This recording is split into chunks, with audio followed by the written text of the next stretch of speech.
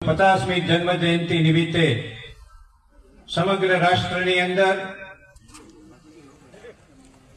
Statue of unity નો message સમગ્ર દેશમાં ફેલાવવા માટે જે યાત્રા પદયાત્રા થકી આ વાવ વિધાનસભાની અંદર આ કાર્યક્રમમાં આપણા કાર્યક્રમના શિરમોર આપણા વાવ વિધાનસભાના લાડીલા ધારાસભ્ય અને રાજ્યના માન્ય મંત્રી સ્વરૂપજી ભાઈ ઠાકોર સાહેબના અધ્યક્ષસ્થાને આ કાર્યક્રમ યોજાયો છે। ડાયસ ઉપર બિરાજમાન સૌ આગેવાનો, સૌ અધિકારીશ્રીઓ, સૌ પદાધિકારીશ્રીઓ અને ઉપસ્થિત સૌ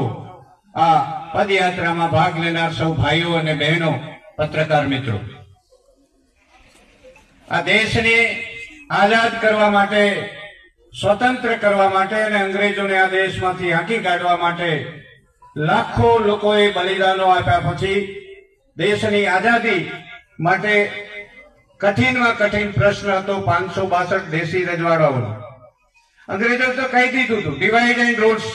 ભાગલા પાડો અને રાજ્ય કરોની નીતિ અંગ્રેજોએ અપનાવી દીધી હતી કે ભાઈ જે રાજ્યને આ હિન્દ સાથે જોડાવવું હોય, પાકિસ્તાન સાથે જોડાવવું હોય અથવા સ્વતંત્ર રહેવું હોય તો એમનો અધિકાર રહેશે। આ એક જટિલ પ્રશ્ન હતો અને એ પ્રશ્ન સરદાર વલ્લભભાઈ પટેલ આ દેશના પ્રથમ ગૃહમંત્રી હતા, એમના ભાગે આવ્યો અને સૌ પ્રથમ આપણે ખૂબ ખૂબ અભિનંદન આપીએ ભાવનગરના એ મહારાજા કૃષ્ણકુમાર સિંહજીનો કે એમણે સૌ પ્રથમ આ દેશમાં આઝાદી માટે એમના પોતાના રાજ્યનું બલિદાન આપ્યું। ધીરે ધીરે 562 દેશી રજવાડાઓનું વિલીનીકરણ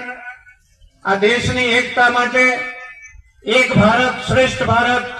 બને એના માટે બાકીના રાજ્યોએ જોડાણ કર્યું, પરંતુ 4 રાજ્યો એવા હતા આ દેશમાં જે જોડાણા નહીં। 4 રાજ્યોમાં જુનાગઢ કે એના નવાબ હતા, પ્રજા હિન્દુ હતી,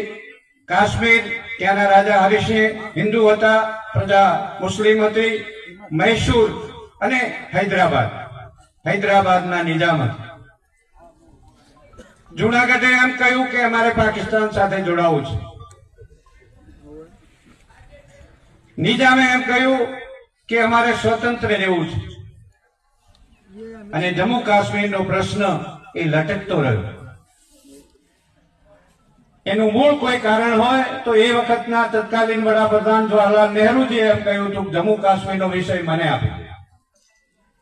બાકીના 3 રાજ્યોને ફરીથી સરદાર સાહેબ